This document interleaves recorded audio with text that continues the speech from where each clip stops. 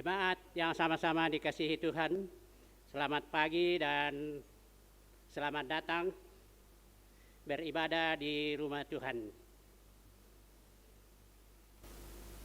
Pandemi COVID-19 bukanlah penguasa atas umat Tuhan.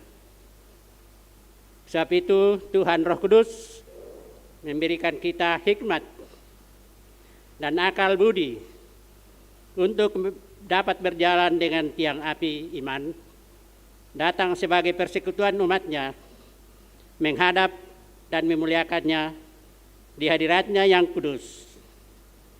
Dalam ibadah, dimanapun kita berada, kita akan kembali dibekali dengan terang firman-Nya, yang akan mengendalikan akal budi karunia-Nya pada masing-masing kita, untuk dapat selalu berbuat yang terbaik. Sebab itu mari saudara-saudara umat Tuhan, kita bersyukur dan bersuka cita. Kami undang bangkit berdiri, kita memuliakan Tuhan. Hai, mari sembah.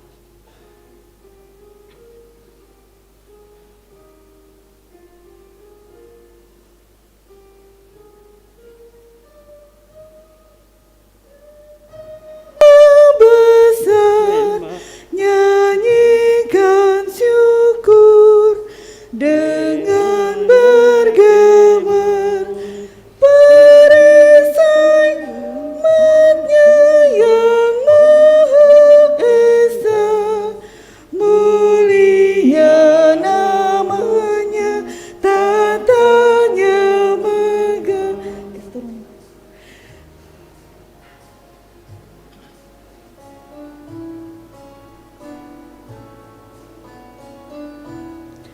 Yang Maha Besar, kekal kasih-Mu, malaikat memberi pujian merdu, pun kami makhluk-Mu kecil dan lemah, mengangkat pujian serta menyembah.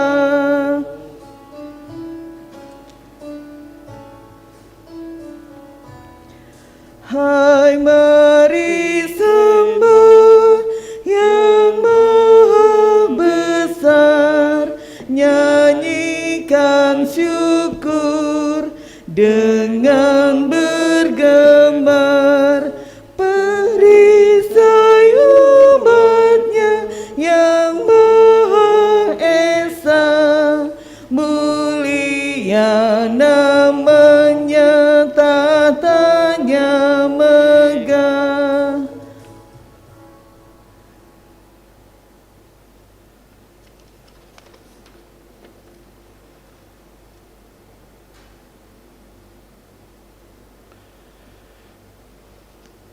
Saudara-saudara, pertolongan kita adalah dalam nama Tuhan yang menjadikan langit dan bumi.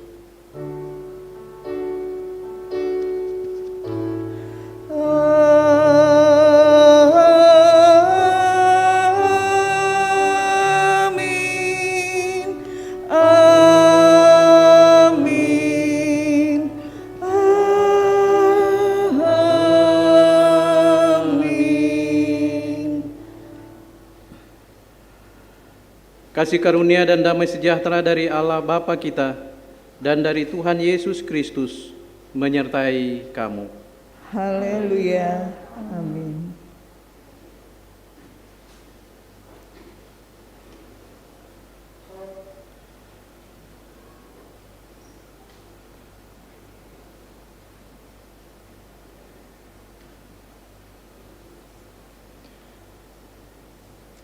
Mari dengan sesal dan malu dan dengan rendah hati kita mengaku dosa kita di hadapan Tuhan.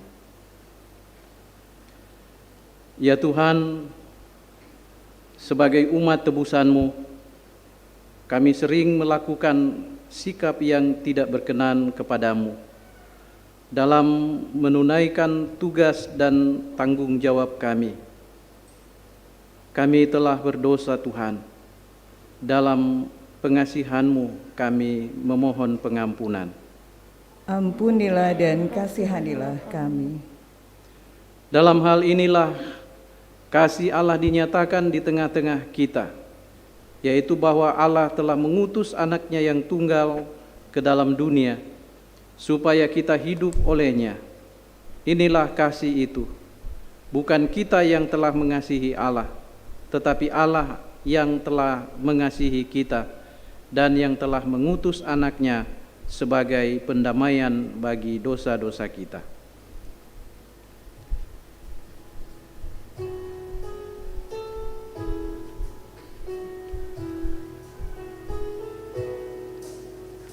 Hidup yang penuh berbeban dan terasa berat,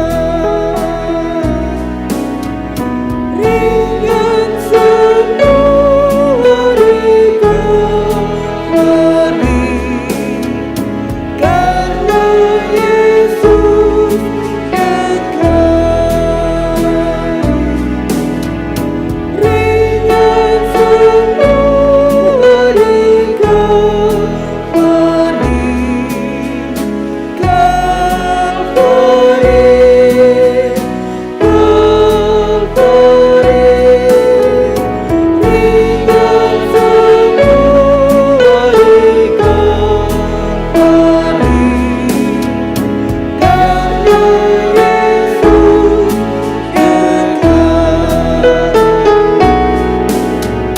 Segenap kekhawatiranmu serahkan kepadanya. Ringan semua dikawali, karena Yesus dekat. Ringan semua dikawali, Kalvari, Kalvari. Ringan semua dikawali,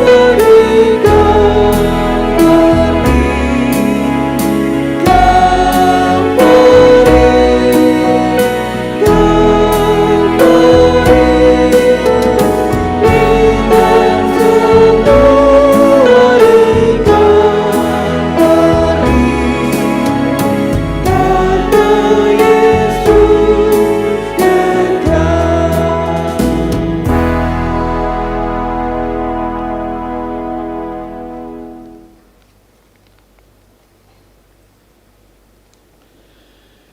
Dengarkanlah petunjuk hidup baru dari Kisah Para Rasul pasal 12 ayat 20 sampai 21. Herodes sangat marah terhadap orang Tirus dan Sidon atas persetujuan bersama mereka pergi menghadap dia. Mereka berhasil membujuk Blastus, pegawai istana raja, ke pihak mereka. Lalu mereka memohonkan perdamaian karena negeri mereka beroleh bahan makanan dari wilayah raja. Dan pada suatu hari yang ditentukan, Herodes mengenakan pakaian kerajaan, lalu duduk di atas tahta dan berpidato kepada mereka. Mari kita bersama-sama bermazmur untuk Tuhan dengan mengucapkan secara berbalasan dari Mazmur 105 bait 23 sampai 36. Demikianlah Israel datang ke Mesir, Dan Yakub tinggal sebagai orang asing di tanah Ham, Tuhan membuat umatnya sangat subur, dan menjadikannya lebih kuat daripada para lawannya. diubahnya hati mereka untuk membenci umatnya, Untuk memperdayakan hamba-hambanya, diutusnya Musa hambanya, dan Harun yang telah dipilihnya. keduanya mengadakan tanda-tandanya, Di antara mereka dan mujizat-mujizat di tanah Ham. dikirimnya kegelapan, maka hari menjadi gelap, tetapi mereka memberontak terhadap firman-Nya, Diubahnya air mereka menjadi darah. dan dimatikannya ikan-ikan mereka. Kata-kata berkeriapan di negeri mereka. Bahkan di kamar-kamar raja mereka, Ia berfirman, maka datanglah lalat pikat. dan nyamuk-nyamuk di seluruh daerah mereka. Dicurahkannya hujan es, ganti hujan mereka. Dan api yang menyala-nyala di negeri mereka, Dirubuhkannya pohon anggur dan pohon ara mereka. dan ditumbangkannya pohon di daerah mereka. Ia berfirman, maka datanglah belalang Dan belalang pelompat tidak terbilang banyaknya, yang memakan segala tumbuh-tumbuhan di negeri mereka. dan memakan hasil tanah mereka. Dibunuhnyalah semua anak sulung di negeri mereka. Mula segala kegagahan mereka.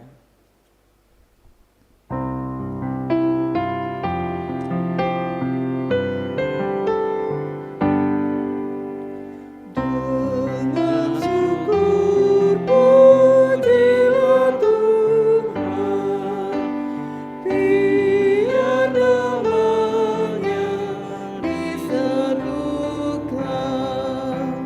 maklumkan perbuatannya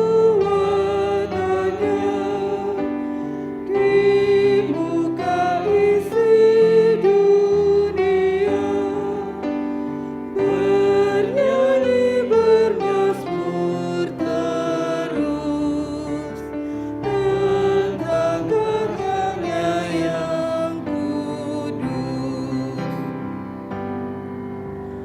Penolong siang tiang awan dan tiang api suluh malam, di padang pasir yang gersang, umat yang lapar pun kenyang, terpancar air yang segar. Tuhan mengingat janjinya.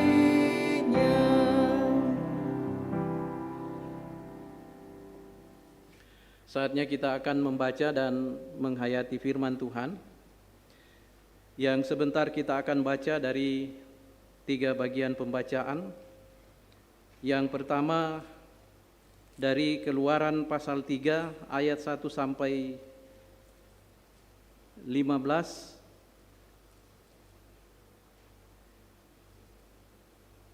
yang merupakan bacaan utama kita.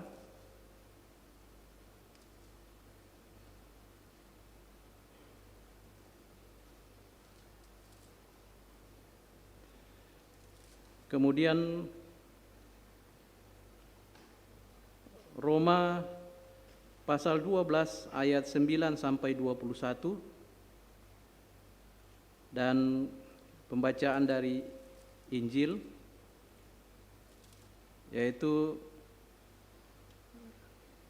Injil Matius pasal 16 ayat 21 sampai 28. Tapi sebelum kita membaca firman Tuhan dan menghayatinya, mari kita mohon bimbingan Roh Kudus, kita berdoa. Ya Roh Kudus, di hari yang Engkau kuduskan ini, kami datang lagi berkumpul di sini. Selain menyembah Tuhan, juga untuk mendengar suara kebenaran-Mu. Sebentar lagi kami akan membaca bagian firman Tuhan yang telah disiapkan. Kami akan membacanya, tetapi juga kami akan merenungkannya. Kami sadar akan keterbatasan kami, baik hamba-Mu ini pun jemaat-Mu yang hadir dan yang ada di rumah. Karena itu ya Roh Kudus, bimbing kami semua, baik hamba-Mu yang akan berkata-kata menyampaikan dan mengurai firman-Mu, pun jemaat-Mu yang ada di sini dan yang ada di rumah, yang siap untuk mendengarkannya.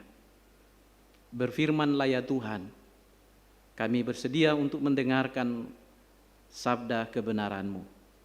Di dalam nama-Mu, Yesus Kristus Tuhan, kami berdoa. Amin.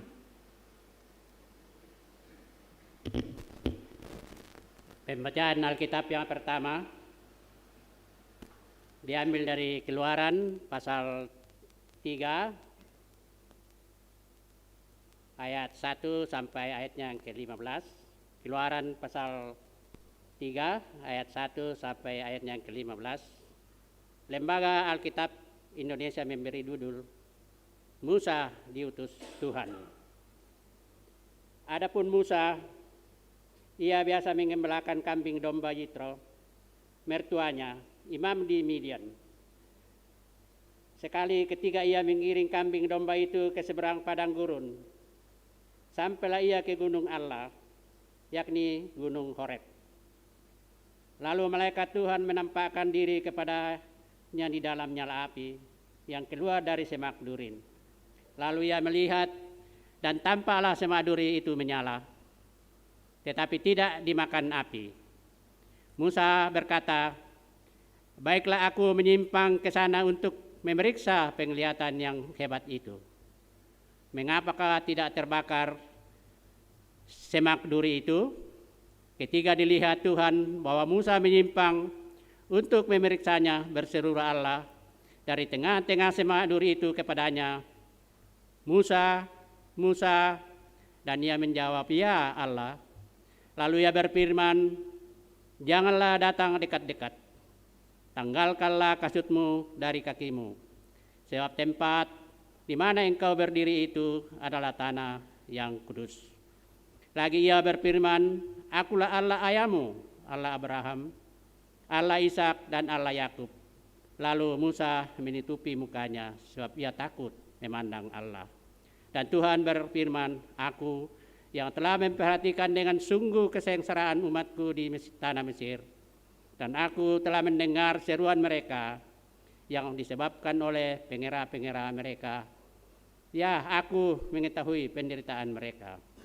Sebab itu aku telah turun untuk melepaskan mereka dari tangan orang Mesir dan menuntun mereka keluar dari negeri itu ke suatu negeri yang baik dan luas, suatu negeri yang berlimpah-limpah susu dan madunya, ke tempat orang Kanaan, orang Het, orang Amori, orang Peris, dan orang Hewi, dan orang Yebus.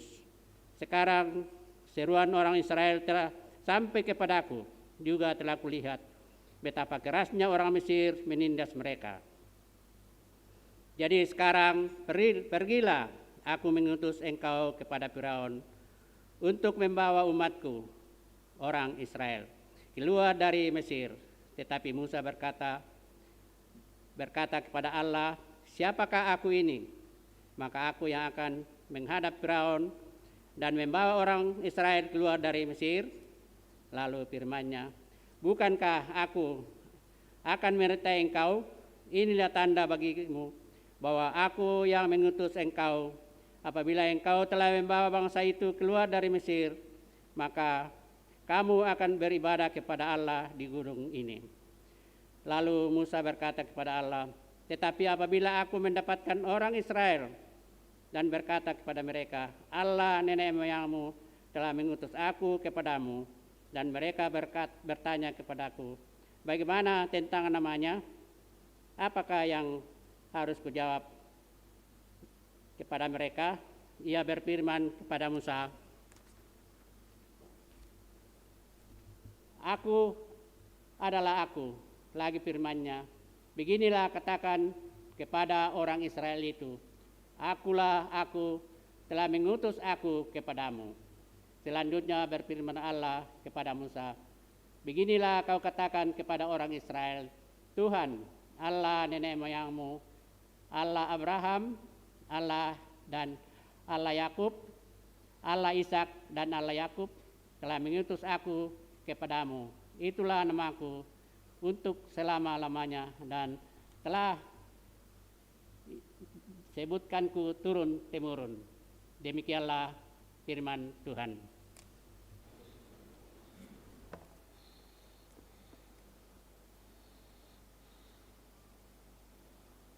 Bacaan kita yang kedua diambil dari Roma 12 ayat 9 sampai ayat 21. Roma 12 ayat 9 sampai 21. Firman Tuhan, nasihat untuk hidup dalam kasih. Hendaklah kasih itu jangan pura-pura, jauhilah yang jahat, dan lakukanlah yang baik. Hendaklah kamu saling mengasihi sebagai saudara dan saling mendahului dalam memberi hormat. Janganlah hendaknya kerajinanmu kendor, biarlah rohmu menyala-nyala dan layanilah Tuhan. Bersukacitalah dalam pengharapan, sabarlah dalam kesesakan, dan bertekunlah dalam doa. Bantulah dalam kekurangan orang-orang kudus, dan usahakanlah dirimu untuk selalu memberi tumpangan. Berkatilah siapa yang menganiaya kamu, berkatilah dan jangan mengutuk. Bersukacitalah dengan orang yang bersukacita, dan menangislah dengan orang yang menangis. Hendaklah kamu sehati sepikir dalam hidupmu bersama. Janganlah kamu memikirkan perkara-perkara yang tinggi, tapi arahkanlah dirimu kepada perkara-perkara yang sederhana. Janganlah menganggap dirimu pandai. Janganlah membalas kejahatan dengan kejahatan. Lakukanlah yang baik bagi semua orang, sedapat-dapatnya. Kalau hal itu tergantung padamu, hiduplah dalam perdamaian dengan semua orang. Saudara-saudaraku yang kekasih, janganlah kamu sendiri menuntut pembalasan, tapi berilah tempat kepada murka Allah, sebab ada tertulis, pembalasan itu adalah hakku. Akulah yang akan menuntut pembalasan, firman Tuhan. Tapi jika seterumu lapar, berilah ia makan. Jika ia haus, berilah dia minum. Dengan berbuat demikian, kamu menumpukan bara api di atas kepalanya.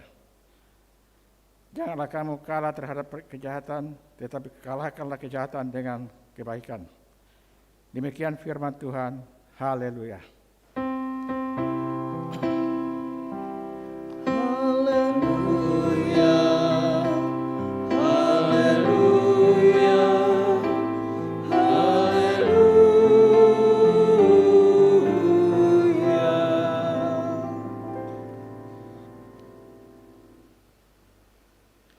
Pembacaan kita yang ketiga dari Injil menurut Matius pasal 16 ayat 21 hingga ayatnya yang ke-28. Demikian firman Tuhan. Sejak waktu itu Yesus mulai menyatakan kepada murid-muridnya bahwa ia harus pergi ke Yerusalem dan menanggung banyak penderitaan dari pihak tua-tua, imam-imam kepala dan ahli-ahli Taurat, lalu dibunuh dan dibangkitkan pada hari ketiga. Tetapi Petrus menarik Yesus ke samping dan menegur dia, katanya, "Tuhan, kiranya Allah menjauhkan hal itu. Hal itu sekali-kali takkan menimpa engkau." Maka Yesus berpaling dan berkata kepada Petrus, "Enyalah iblis, engkau suatu batu sandungan bagiku, sebab engkau bukan memikirkan apa yang dipikirkan Allah, melainkan apa yang dipikirkan manusia." Lalu Yesus berkata kepada murid-muridnya, "Setiap orang yang mau mengikut aku, ia harus menyangkal dirinya, memikul salibnya, dan mengikut aku. Karena barang siapa mau menyelamatkan nyawanya, ia akan kehilangan nyawanya. Tetapi barang siapa kehilangan nyawanya karena aku, dia akan memperolehnya. Apa gunanya seorang memperoleh seluruh dunia tetapi kehilangan nyawanya? Dan apakah yang dapat diberikannya sebagai ganti nyawanya?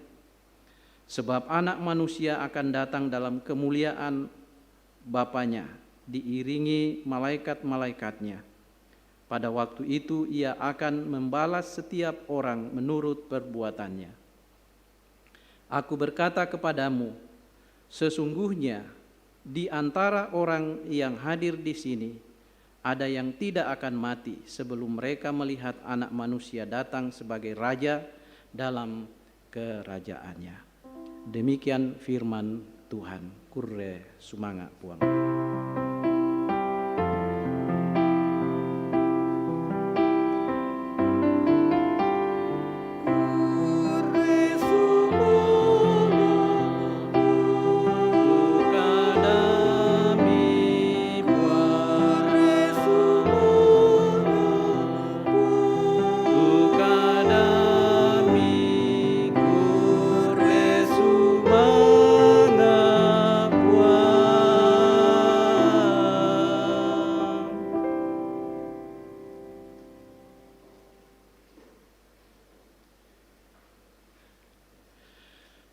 Salam, selamat pagi menjelang siang, selamat hari Minggu, dan salam sehat untuk kita semua. Bapak, Ibu, Saudara-saudara, saat ini kita akan merenungkan firman Tuhan dari bahan utama kita, Keluaran pasal 13 ayat 1 sampai 15. Dalam sorotan tema jauhi yang jahat, lakukan yang baik. Tema ini tentu dipilih dan ditetapkan oleh BPWG Gereja Toraja terkait kondisi dan keadaan yang dialami oleh orang-orang Israel ketika mereka ada di Mesir sebagai orang-orang imigran pasca kematian Yusuf. Dan Bapak, Ibu, Saudara-saudara, tentu kita semua sudah tahu bahwa di awal-awal kedatangan orang-orang Israel di Mesir, keberadaan orang-orang Israel di sana itu ketika itu boleh dikatakan mereka masih baik-baik saja. Mereka masih aman-aman saja. Dan mereka masih merasakan kenyamanan hidup.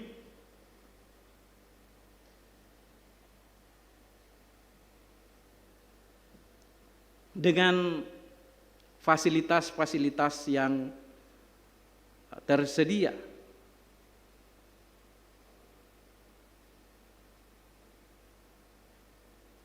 Tapi Bapak, Ibu, Saudara-saudara, setelah Yusuf meninggal, praktis kondisi dan keberadaan orang-orang Israel di Mesir sebagai imigran pada waktu itu berubah total 180 derajat. Dari kondisi yang aman dan nyaman terpuruk menjadi kondisi yang memilukan dan sangat memprihatinkan. Oleh Firaun yang baru atau raja yang baru, mereka ditekan, hidup kebebasan mereka dikekang,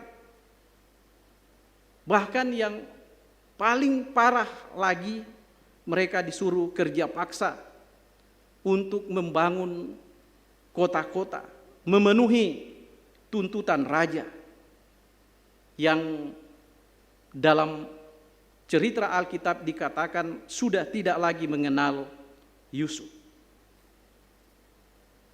Singkat cerita Bapak Ibu Saudara-saudara, orang-orang Israel yang ada di tanah Mesir ketika itu menjerit, menderita, hidup mereka terancam dibunuh, dan setiap hari mereka dijadikan sebagai budak untuk memenuhi tuntutan raja dan kebutuhan-kebutuhan orang-orang Mesir.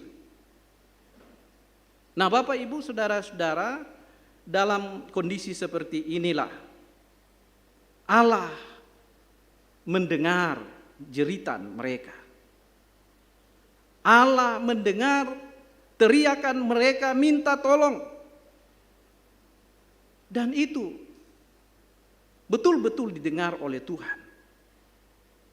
Karena itu dalam pembacaan kita tadi di sini, bahan utama kita, Allah mempersiapkan Musa yang kebetulan pada waktu itu berada di Midian bersama mertuanya Yitro sebagai gembala, untuk kemudian diutus Tuhan membebaskan bangsanya dari perbudakan yang dialami mereka beratus-ratus tahun lamanya di tanah Mesir.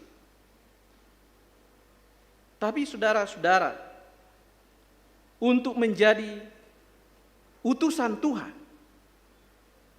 Musa pun tidak serta-merta menyatakan kesediaannya untuk menerima panggilan itu. Ia justru banyak bertanya kepada Allah. Salah satu pertanyaan yang dilontarkan pertama kepada Allah, ia mengatakan, "Siapakah aku ini? Maka aku akan menghadap Firaun dan membawa orang-orang Israel keluar dari Mesir." Dan sekalipun Allah meyakinkan Musa bahwa bukankah aku yang akan menyertai engkau, bahkan Allah telah memberikan tanda kepadanya bahwa saatnya nanti kamu akan beribadah kepada Allah di gunung ini. Tapi Musa pun masih terus bertanya kepada Allah, "Apabila aku mendapatkan orang Israel dan berkata kepada mereka, Allah nenek moyangmu telah mengutus aku kepadamu, dan mereka bertanya tentang namanya, apa yang harus aku jawab kepada mereka?" Bapak Ibu Saudara-saudara, di sini ternyata Musa bukan saja meragukan dirinya untuk menghadap Firaun yang kejam dan yang bengis itu, tetapi juga ia meragukan dirinya. Apakah orang-orang Israel, apakah sebangsanya sendiri akan menerima dia sebagai pemimpin mereka, sebagai orang yang benar-benar diutus Tuhan? Musa terus menuntut jaminan dari Allah untuk meyakinkan dia sebagai orang-orang yang mau diutus Tuhan.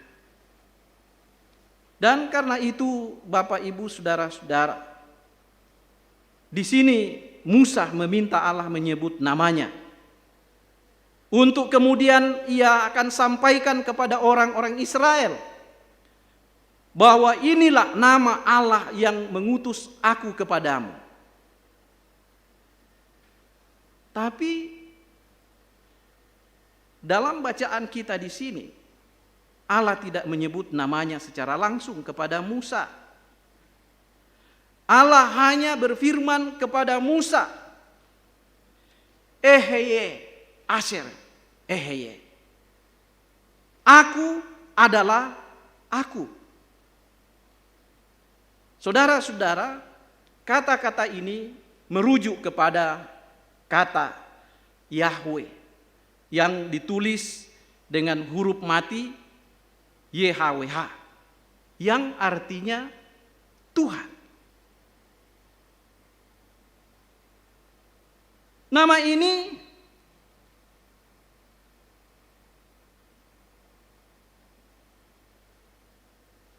atau sebutan Yahweh ini itu tidak boleh disebut dengan sembarangan. Karena nama itu dianggap kudus. Dan karena itulah di kemudian hari kata Yahweh yang ditulis YHWH itu oleh orang-orang Ibrani atau orang Yahudi itu diganti dengan kata Adonai yang artinya sama Tuhan. Nah, ayat 15 selanjutnya berfirmanlah Allah kepada Musa, beginilah kau katakan kepada orang Israel, Tuhan Allah nenek moyangmu, Allah Abraham, Ishak dan Yakub telah mengutus aku kepadamu. Itulah namaku selama-lamanya. Itulah namaku selama-lamanya. Jadi Bapak Ibu Saudara-saudara, nama Allah Abraham, Ishak dan Yakub di sini yang akan dikatakan, yang akan disampaikan disampaikan Musa kepada orang-orang Israel adalah Yahweh yang tulisannya YHWH yang artinya Tuhan. Yang tadi saya sudah sebutkan tadi, yang kemudian hari nama Yahweh itu diganti dengan kata atau dengan nama Adonai yang artinya sama Tuhan. Kenapa? Karena mereka tidak boleh menyebut nama Tuhan dengan sembarangan. Nama itu kudus. Itulah sebabnya di dalam 10 hukum, di dalam hukum yang kedua itu ditegaskan di situ, jangan menyebut nama Tuhan Allahmu dengan sembarangan. Karena Allah memandang salah orang yang menyebut nama Tuhan dengan sembarangan. Apalagi kalau menyebut-nyebut nama Tuhan untuk bersaksi dusta. Itu parah sekali. Orang-orang Ibrani pantang menyebut itu. Makanya kata Yahweh itu diganti dengan kata Adonai yang sama artinya Tuhan. Jadi Allah Abraham, Ishak dan Yakub itu namanya Tuhan. Dalam Keluaran 6 ayat 4 di situ disebutkan Shema Israel.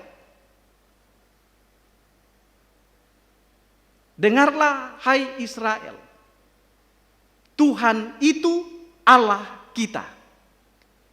Tuhan itu Esa. Tuhan itu Allah kita. Jadi Allahnya orang Israel itu namanya Tuhan.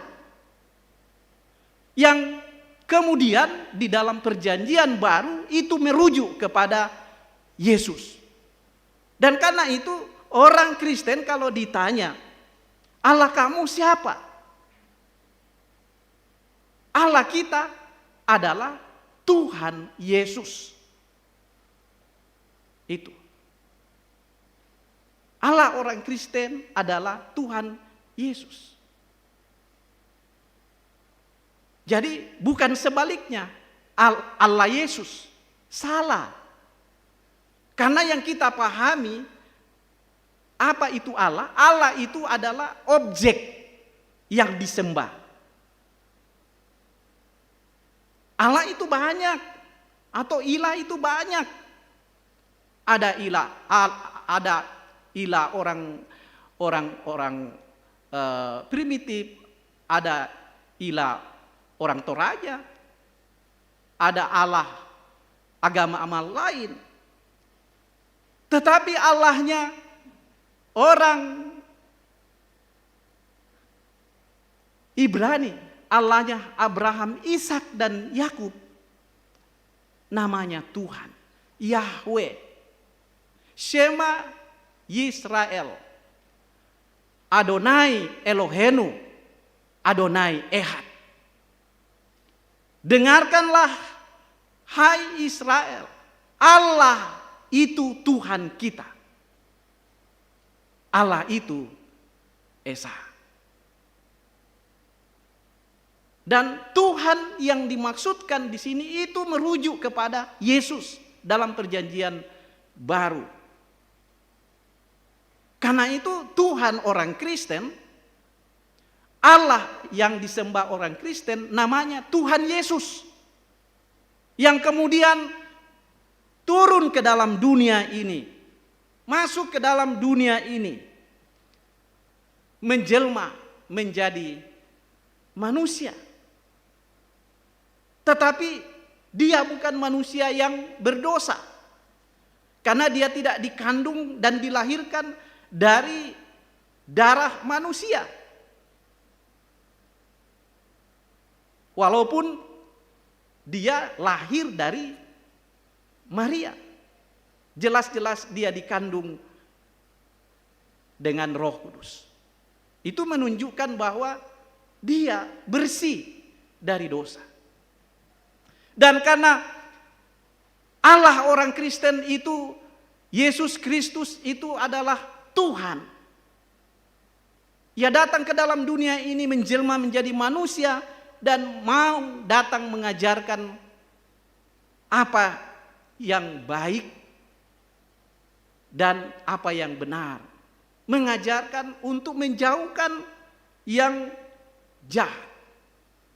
Tema kita pada hari ini.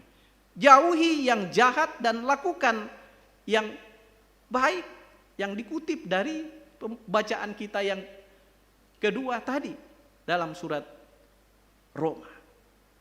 Ini adalah ajaran kasih, ajaran yang diajarkan oleh Tuhan kita, Tuhan Yesus. Kalau dalam Islam juga dikatakan seperti itu, amar ma'ruf nahi mungkar, melakukan yang baik dan menjauhkan apa yang dilarang. Sama dengan tema yang ada di atas. Tapi Bapak Ibu saudara-saudara, untuk melakukan apa yang diperintahkan oleh firman Tuhan yang dijadikan tema pada hari ini, itu tidak gampang. Itu tidak mudah. Saya dari mimbar dengan gampang saja mengatakan jauhi yang jahat dan lakukan yang baik. Atau Bapak Ibu juga bisa mengatakan seperti itu, jauhi yang jahat dan lakukan yang baik. Tetapi kalimat perintah ini tidak mudah serta-merta untuk dilakukan. Mungkin ada orang yang bisa melakukan perintah ini, pengajaran ini, tetapi itu punya latar belakang. Mungkin dia bisa melakukan yang baik terhadap orang, terhadap sesamanya. Tetapi kebaikan itu dilakukan karena ada apa-apanya, bukan karena apa adanya. Inilah yang saya katakan tadi, tidak mudah untuk melakukannya. Tapi Bapak Ibu Saudara-saudara, sekalipun perintah ini tidak mudah untuk dilakukan, ini adalah pengajaran Tuhan kita Yesus Kristus yang sumbernya adalah kasih. Menjauhi yang jahat dan melakukan yang baik itu tidak mungkin tanpa seseorang itu memiliki kasih di dalam dirinya. Kalau seseorang tidak memiliki kasih terhadap sesamanya, terhadap Tuhan Allahnya, pasti ia tidak merasa bersalah untuk menjahati atau mensolimi atau melakukan sesuatu yang tidak pantas kepada sesamanya manusia, apalagi kepada Tuhan. Tapi ketika seseorang itu memiliki benar-benar kasih di dalam hatinya, ketika ia punya niat untuk mengambil barang milik sesamanya, ia teringat dengan kata firman Tuhan. Jangan mengambil barang yang bukan punyamu. Jangan menginginkan apa yang bukan punyamu. Apalagi kalau kau mengambilnya dengan cara yang paksa, cara yang tidak benar, sudah pasti akan merugikan orang yang punya. Pasti sakit hatinya. Pasti bergejolak pikirannya. Tapi kalau kita mengasihi, ya mungkin cara-cara kasih yang kita lakukan. Kita ingin, tapi kita katakan, saya boleh minta, bolehkah kamu kasih sama saya? Itu cara-cara kasih. Jadi Bapak Ibu Saudara-saudara, tidak mudah tema ini kita wujudkan. Tema ini kita praktekkan dalam hidup kita sehari-hari. Bila kita tidak memiliki kasih. Jadi dasarnya, jauhi yang jahat dan lakukan yang baik, itu adalah kasih. Kalau orang yang memiliki kasih di dalam hatinya, di dalam dirinya, pasti sekalipun ia dijahati orang, sekalipun ia disolimi orang, sekalipun orang berbuat tidak adil terhadap dirinya, dia akan selalu teringat dengan pengajaran Tuhan kita Yesus Kristus. Apa itu? Jangan balas kejahatan dengan kejahatan. Itu yang terjadi. Nah, karena itu pengajaran ini harus kita mengingat Tuhan. Tuhan yang mengajarkan ini. Bagaimana dia mewujudkan pengajaran ini sebelum pengajaran ini disampaikan kepada manusia. Ia sebelum kita dituntut untuk berbuat kasih, melakukan kasih, dia terlebih dahulu mengasihi kita. Perbuatan itu dicontohkan kepada kita dengan memberi dirinya, mengorbankan dirinya, bahkan rela mati demi untuk menebus dosa-dosa kita. Mungkin tidak ada orang yang mau seperti Yesus, mau menanggung kesalahan orang. Tidak mudah. Kita saja baru ditanya harta atau nyawa. Wah, pasti Nekereki nakana mangkasara. Takut kita, harta atau nyawa. Wah, lebih baik hartaku diambil daripada nyawaku. Kenapa? Karena kalau kita katakan nyawa, pasti ya semuanya habis. Nah itu baru harta atau nyawa, belum iman atau nyawa. Wah, ini lebih parah lagi. Percaya Yesus atau nyawa. Wah, gimana ini ya? Waduh, Yesus kan jaminan untuk hidup yang kekal. Tapi kalau saya katakan Yesus, berarti habis dong saya. Ini sangat sulit sekali.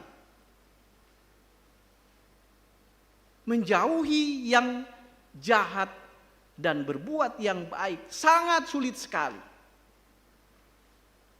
Dan karena itu, supaya kita kuat, supaya kita mampu untuk melakukan tuntutan firman Tuhan yang datangnya dari Tuhan kita Yesus Kristus ini, pengajaran kasih, maka mau tidak mau kita kembali kepada Dia. Dia yang ada bersama-sama dengan kita setelah Dia yang pergi, yaitu Roh Kudus. Roh Kudus itu adalah pribadi, salah satu pribadi Allah yang tinggal diam bersama-sama dengan kita. Jadi Allah tetap ada hadir bersama-sama dengan kita. Kemana dan dimanapun kita berada, dalam kondisi dan keadaan apapun, Dia ada bersama-sama dengan kita. Tetapi persoalannya di sini adalah apakah kita siap membuka diri untuk Dia, mempercayakan seantero hidup kita dalam keadaan susah atau senang. Iman kita kadang-kadang iman yang harus ada bukti. Dan karena itu ketika kuasa Allah itu kita belum lihat nyata di pandangan mata fisik kita, kita kadang-kadang belum percaya. Itulah sebabnya keadaan kita setiap hari seperti itu. Banyak orang yang berada di dalam keraguan-raguan dalam imannya kepada Tuhan Yesus, kepada Allah kita, yang kita kenal dalam sebutan Allah Trinitas. Satu hakikat Allah dan tiga pribadi, Bapa, Anak, dan Roh Kudus. Bapa pencipta, Anak penyelamat, Roh Kudus. Itulah yang sampai Yesus datang pada kali yang kedua, tetap ada bersama-sama dengan kita, berjalan bersama-sama dengan kita, membimbing kita. Dan karena itu, kepadanya lah dalam keadaan dan situasi apapun kita datang.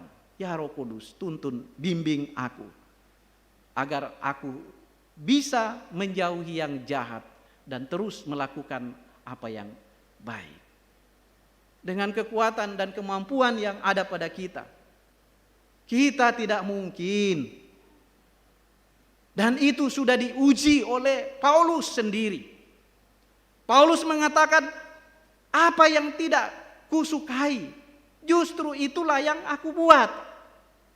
Apa yang aku tidak senang, justru itu yang aku lakukan. Paulus menyadari itu.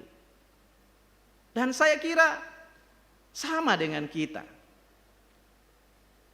Pasti tidak ada di antara kita yang ada di sini yang suka untuk melakukan kejahatan, yang ingin menzalimi atau menjahati sesama kita, seperti apa yang dilakukan oleh orang-orang Mesir, oleh Firaun terhadap orang-orang Israel.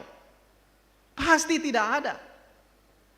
Tapi sekalipun itu tidak ada di dalam benak dan pikiran kita, bahkan mungkin kita sudah berdoa, tetapi kekuatan dosa yang ada di dalam diri kita itu sangat berpengaruh pada kita. Sehingga terjadi seperti apa yang Paulus katakan. Apa yang aku benci, apa yang aku tidak suka, itu yang kemudian aku lakukan. Itu menunjukkan keterbatasan kita.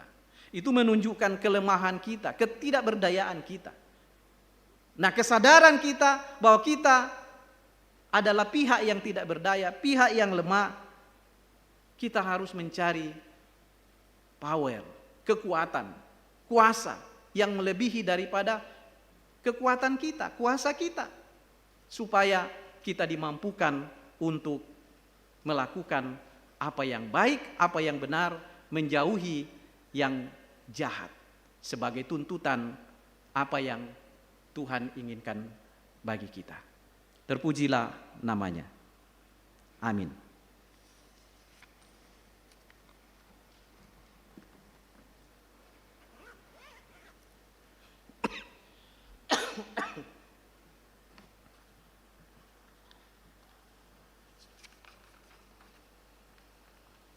Mari kita sejenak meneduhkan hati kita untuk kembali secara pribadi merenungkan firman Tuhan.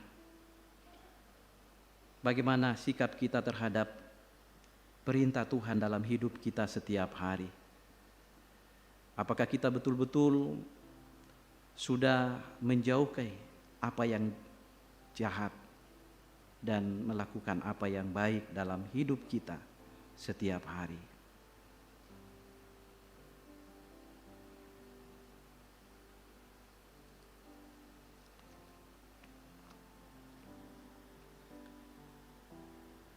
Dan mari kita berdoa menurut doa yang diajarkan oleh Yesus kepada kita demikian. Bapa kami yang di sorga, dikuduskanlah namamu, datanglah kerajaan-Mu, jadilah kehendak-Mu di bumi seperti di sorga. Berikanlah kami pada hari ini makanan kami yang secukupnya, dan ampunilah kami akan kesalahan kami, seperti kami juga mengampuni orang yang bersalah kepada kami. Dan janganlah membawa kami ke dalam pencobaan, tetapi lepaskanlah kami daripada yang jahat. Karena Engkau yang punya kerajaan dan kuasa dan kemuliaan sampai selama-lamanya. Amin. Kita akan menyatakan pengakuan iman kita dalam bentuk lagu. PKJ 120. Jemaat berdiri. Allah Bapa, kami puji Engkau, Allah Bapa, kami puji Engkau, kami cinta Engkau dan sujud di depan-Mu. Allah Bapa, kami puji Engkau. Putra Allah, kami agungkan Kau. Putra Allah, kami agungkan Kau. Kau selamatkan kami, memberi hidup baru. Karena Allah, kami agungkan Kau. Roh Kudus, Engkau menghibur kekal. Roh Kudus, Engkau menghibur kekal. Kau memimpin kami dalam hati kami. Roh Kudus, Engkau menghibur kekal. Silakan duduk kembali.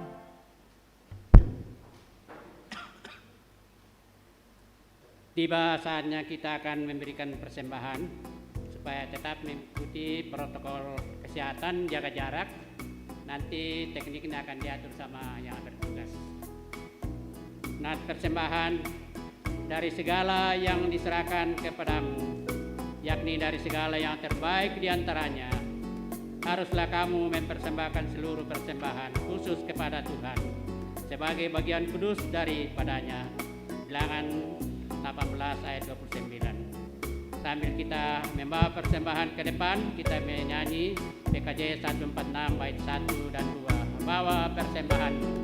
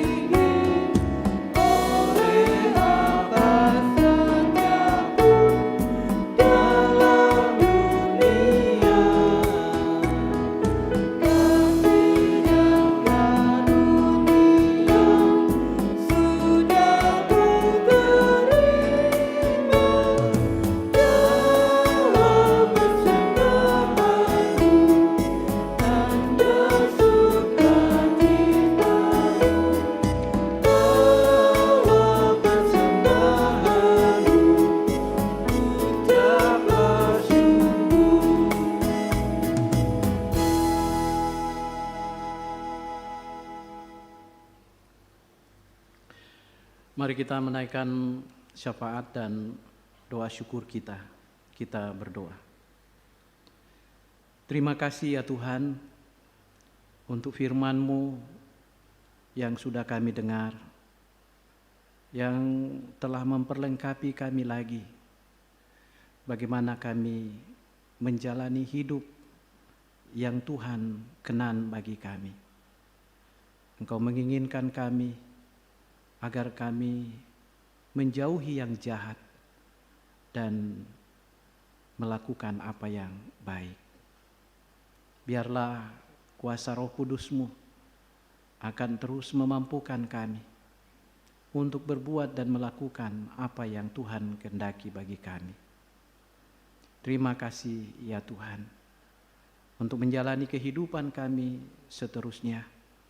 Kami tetap menaruh harap agar Tuhan terus berjalan bersama-sama dengan kami, membekali kami dengan kuasa firman-Mu untuk mengarungi dan menjalani hidup yang Tuhan karuniakan.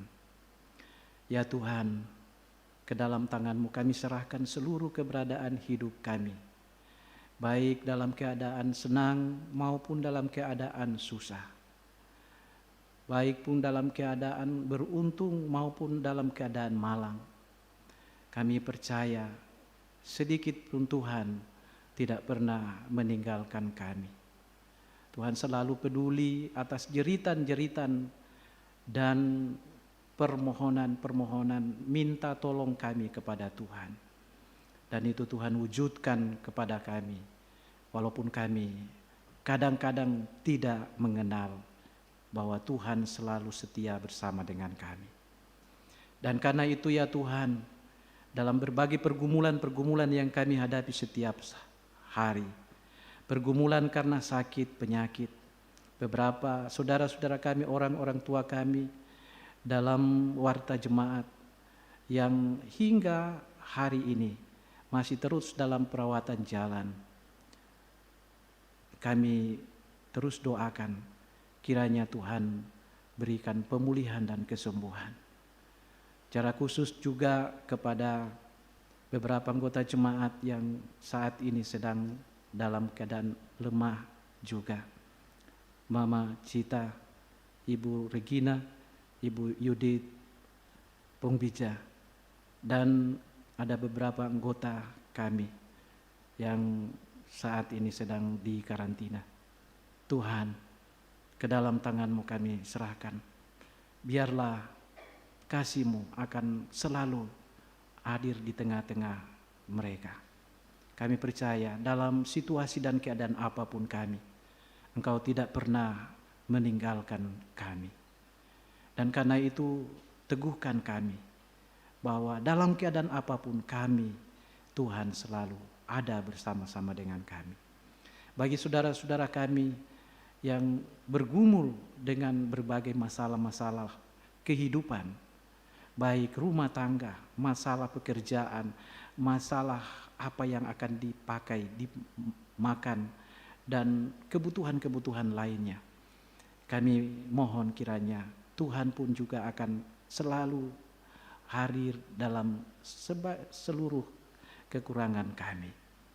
Dan Bapa di sorga, kami juga terus mendukung di dalam doa untuk tugas-tugas pekerjaan kami, baik sebagai pegawai, sebagai pekerja-pekerja di perusahaan maupun dalam usaha-usaha mandiri. Tuhan berkati, biarlah semuanya itu kami lakukan untuk mendatangkan berkat menjalani hidup yang Tuhan karuniakan. Dan bagi mereka yang masih mencari pekerjaan, Tuhan bukakan peluang dan kesempatan bagi mereka untuk memperoleh pekerjaan yang layak, untuk menyambung kehidupan mereka di kemudian hari. Ya Tuhan, kami mensyukuri semua kasih dan pemeliharaan Tuhan dalam hidup kami, termasuk keberadaan kami, umur yang Tuhan berikan kepada kami, khususnya bagi saudara-saudara kami yang sepanjang pekan ini Tuhan tambahkan usia 1 tahun lagi.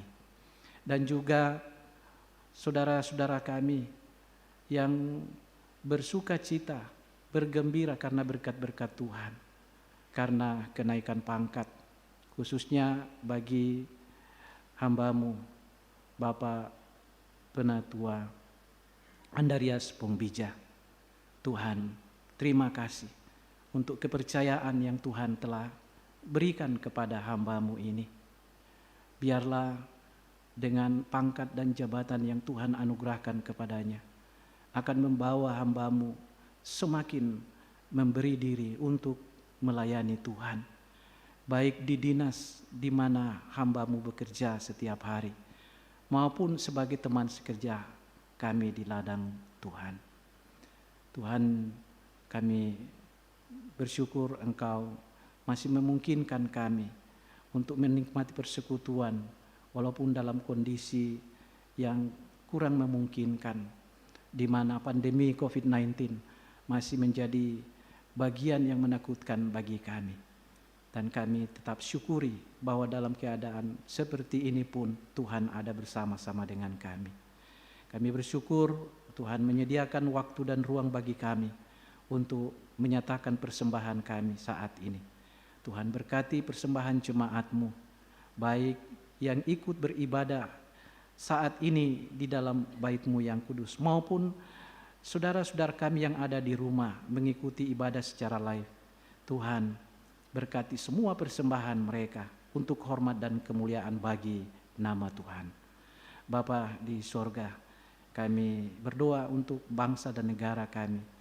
Biarlah bangsa ini menjadi tempat yang aman dan nyaman bagi kami untuk menjalani hidup sehari-hari.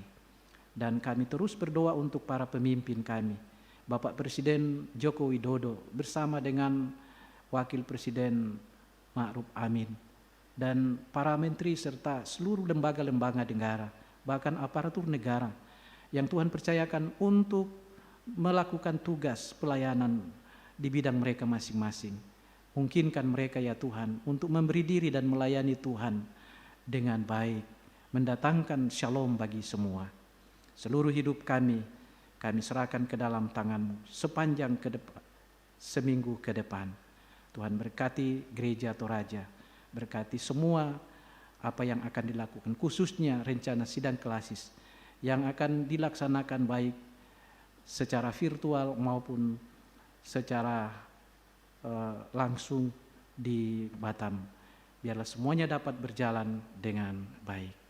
Terima kasih ya Tuhan, ini syafaat kami, doa syukur kami bersama dengan jemaat-Mu. Berkenan Tuhan mendengarkan dan mengabulkan doa kami, karena kami sampaikan semua ini di dalam nama anak-Mu Yesus Kristus, Tuhan dan Juru Selamat kami yang hidup. Amin.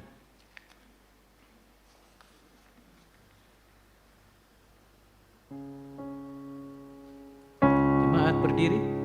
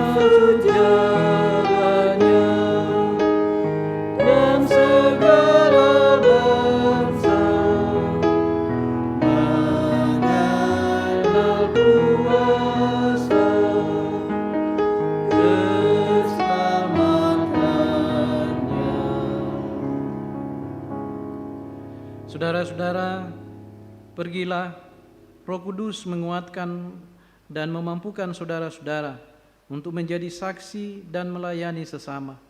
Kerjakanlah tugas panggilan saudara-saudara dengan penuh ketulusan, tanpa pamrih dan rendah hati. Kristus mengutusmu. Terpujilah Kristus. Arahkan hati dan pikiranmu kepada Tuhan dan terimalah berkat-Nya. Tuhan memberkati engkau dan melindungi engkau. Tuhan menyinari engkau dengan wajah-Nya dan memberi engkau kasih karunia.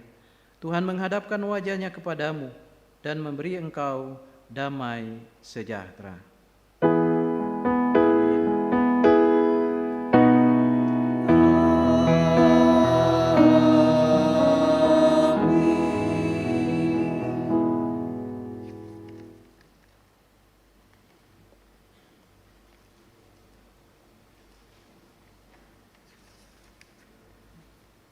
Karena keterbatasan waktu, maka mohon warta jemaat yang ada di tangan kita masing-masing dibaca.